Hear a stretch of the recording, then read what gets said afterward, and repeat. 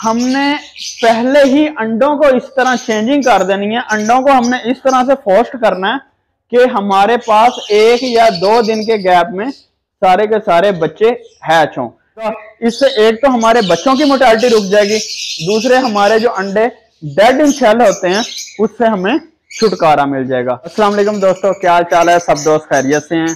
उम्मीद करता हूं कि सब दोस्त खैरियत से होंगे। अल्लाह ताला आप सबको और आपके बर्ड्स को अपने हिफ्ज़ो अमान में रखे।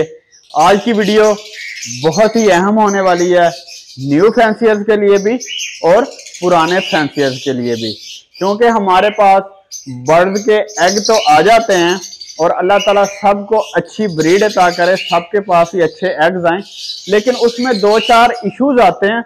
वो इश्यूज आज मैं आपके सामने लेके आया हूँ, हम वो डिस्कस करेंगे इंशाल्लाह। मैं उम्मीद करता हूँ उससे सबका बहुत ही फायदा होगा। आप एक दफा वीडियो देखेंगे तो आपको इंशाल्लाह उससे काफी हद तक सेटिस्फेक्शन मिलेगी। और अगर आप ये काम करते हैं तो अगर आपके 6 चिक्स निकले हैं, आपके 6 अंडे फर्टाइल थे, तो इंशाल्लाह 6 के 6 बच्चे पलेंगे। मैं ये बात गारंटी से कहता हूं, इस वजह से वीडियो को एंड तक जरूर देखिएगा। वीडियो स्टार्ट करने से पहले जिन दोस्तों ने अभी तक हमारे यूट्यूब चैनल को सब्सक्राइब नहीं किया वो सब्सक्राइब कर लें और साथ लगे बेल आइकन को जरूर पुश करें, ताकि जैसे ही हम न्यू वीडियो अपलोड करें आप तक पहुंच सके। दोस्तों, आमतौर पर लव बर्ड 4 से 6 के दरमियान में एग्स ले करते हैं, लेकिन हमें थोड़ा सा एग्स की लेइंग के बाद इशू आता है। इशू ये आता है कि जो अगर एक पेयर, पहले पेयर की बात करूं, आपके शर्ट का जो पहला पेयर है वो पहला एग 5 डेट को ले करेगा, तो दूसरा एग वो 7 को ले करेगा। इसी ही तरह तीसरा एग वो 9 को ले करेगा, उसके बाद चौथा एग वो 11 डेट को ले करेगा। हर एग में 2 दिन का वक्फा होता है और वो 5वां एग 13 को और इसी तरह छठा एग 15 को ले करेगा। इसका मतलब ये है कि जब हमारे पास 6 हैच होंगे, फॉर एग्जांपल ये 6 के 6 अंडे हमारे फर्टाइल हैं। फर्टाइल होने के बाद जब इनमें से चिक्स आना शुरू होने हैं तो सबसे पहले ये वाला चिक हमारे पास आएगा, उसके बाद ये वाला आएगा, उसके बाद ये वाला आएगा। जिस तरह ये नंबरिंग है डेट वाइज उसी तरह ही चिक्स निकलेंगे।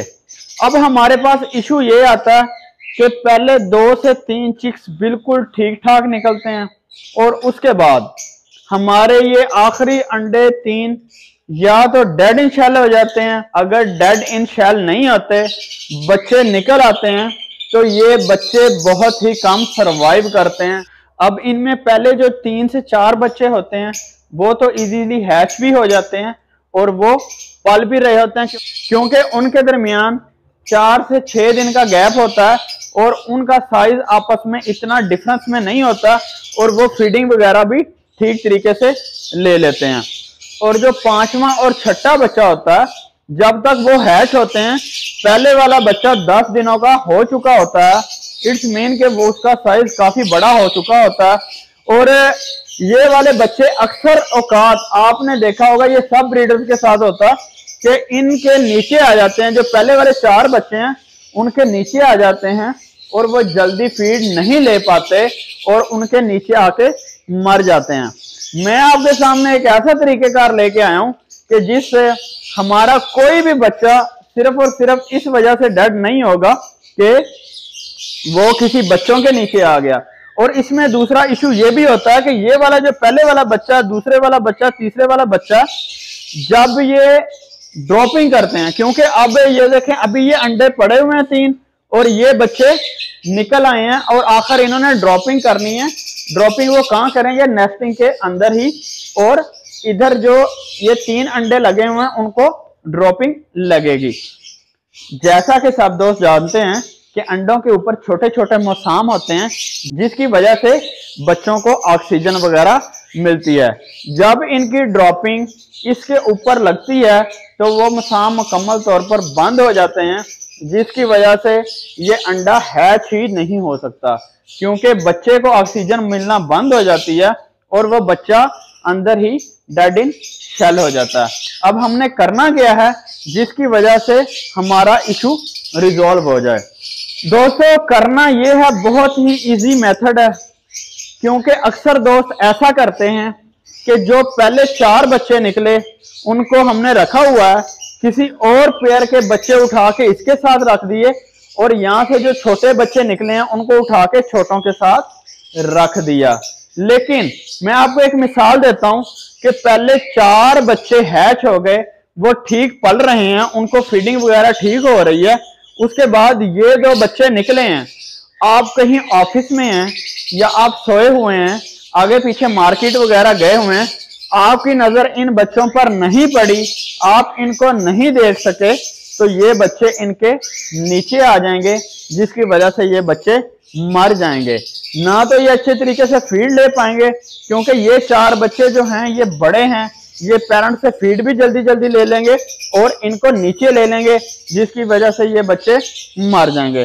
अब हमने करना क्या, फॉर एग्जाम्पल हमारे पास 4 पेयर लगे हुए हैं, आपके पास ये 4 पेयर लगे हुए हैं, इसमें हमने पहले ही अंडों को इस तरह चेंजिंग कर देनी है। अंडों को हमने इस तरह से फोस्ट करना है कि हमारे पास 1 या 2 दिन के गैप में सारे के सारे बच्चे हैच हों।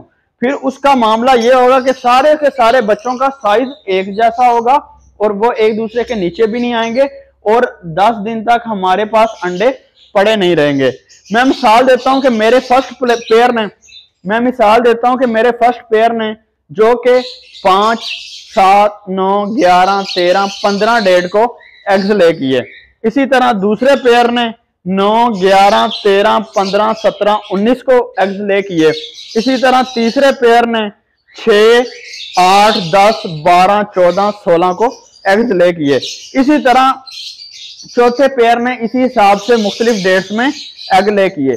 अब हमें अपने एग्स की सेटिंग को इस तरह करना है कि हमारे 2 से 3 के दिन के अंदर अंदर सारे के सारे बच्चे निकल आए।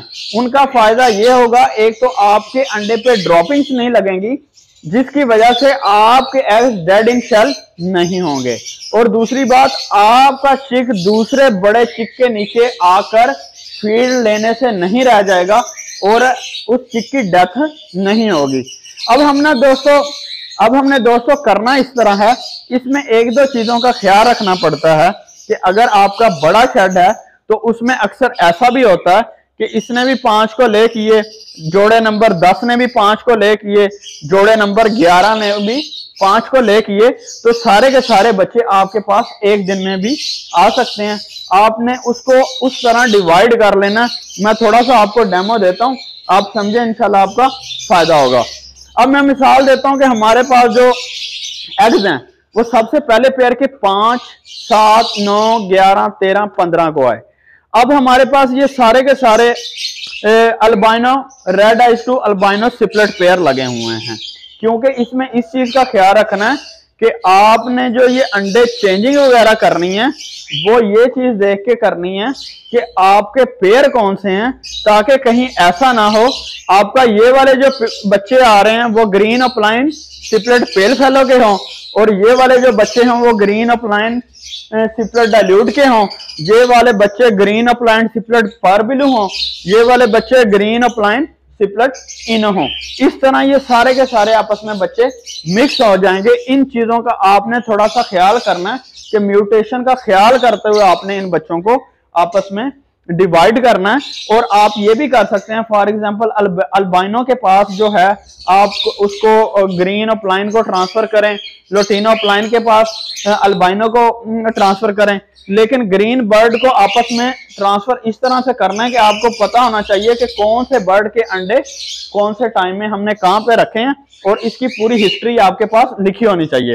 अच्छा दोस्तों, करना हमने ये है कि सबसे पहले 5, उसके बाद मैं एक अंडा ये उठा लूंगा 5 डेट वाला, दूसरा अंडा मैं 6 डेट वाला, तीसरा अंडा मैं 7 डेट वाला, चौथा अंडा मैं देखूंगा 8 डेट वाला, फिर 9 वाला और उसके बाद 11 वाला एक अंडा उठा लूंगा। अब इसका फायदा ये होगा कि हमारे पास 3 से 4 दिन के अंदर अंदर सारे के सारे बच्चे निकल आएंगे और उससे ना तो बच्चे एक दूसरे के नीचे आएंगे, ना ही डेड इन शेल होगा। अब ये करने का तरीका ये है कि जब आपने ये वाले फर्स्ट वाले अंडे उठाने हैं 5 डेढ़ से लेके 11 डेढ़ तक, जब आपने एग्स बर्ड के नीचे से उठाने हैं, तो ऐसा नहीं कर देना कि आप इसको पेयर नंबर 4 के नीचे रख दें, क्योंकि ऐसा होता है कि ये जो ऊपर जिस बर्ड ने पहले अंडे ले किए वो टाइम पीरियड पूरा करेगा। टाइम पीरियड पूरा करने के बाद वो 2 से 3 दिन ऊपर बैठेगा, फिर वो अंडों को छोड़ देता है। ये गलती कभी नहीं करनी। आप ऐसे करेंगे कि 5, 6, 7, 8, 9 और 11 का एक अंडा उठाएंगे। आपके पास ये 6 अंडे पूरे हो गए।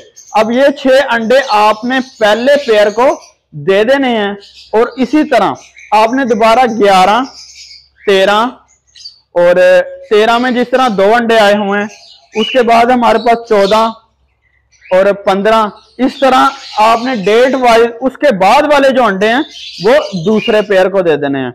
इसी तरह उससे बाद वाले अंडे तीसरे पेयर को, उसके बाद वाले अंडे चौथे पेयर को। अब इसका फायदा यही होगा कि हमारे जो बच्चे आएंगे उनके साइज, उनकी डेज, उनमें आपस में इतना फर्क नहीं होगा।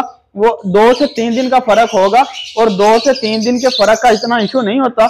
जिस तरह हमारे पास एक एग जिस सिलसिले के साथ आते हैं उस लिहाज से हमारे एग्स डेड इन शेल भी होते हैं। हमारे अक्सर दोस्तों के बच्चे, ये बेशक बड़ा ब्रीडर है या छोटा ब्रीडर है, अक्सर दोस्तों के बच्चे, क्योंकि बाज़ औक़ात इंसान, जिस तरह मैंने आपको पहले बताया, हम तो ऐसे करते हैं कि यहां से उठाया यहां रख दिया, ये छोटा है तो छोटों को इकट्ठे कर दिया, बड़ों को इकट्ठे कर दिया। लेकिन हमें तरीकेकार वो इस्तेमाल करना चाहिए जिसमें अगर हम कहीं इमरजेंसी में गए हुए हैं, आगे पीछे हैं, अगर हमने ये बच्चा निकला हमने देखा नहीं है, तो वो बच्चा मरना नहीं चाहिए। उसका बेहतरीन हल यही है कि उसको इस तरह से अंडों को ही सेटिंग कर दें कि आपके बच्चे 2 से 3 दिन के अंदर सारे के सारे निकल आए।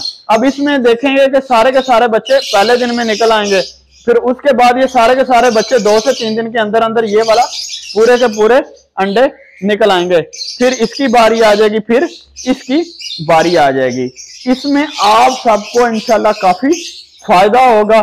इससे एक तो हमारे बच्चों की मोर्टेलिटी रुक जाएगी, दूसरे हमारे जो अंडे डेड इन शेल होते हैं उससे हमें छुटकारा मिल जाएगा। मैं उम्मीद करता हूं कि आपको ये वीडियो बड़ी अच्छी लगी होगी। अगर वीडियो अच्छी लगी है, वीडियो को एक लाइक कर दें, चैनल को सब्सक्राइब कर दें, दुआओं में याद रखें। अल्लाह हाफिज, अल्लाह निगहबान।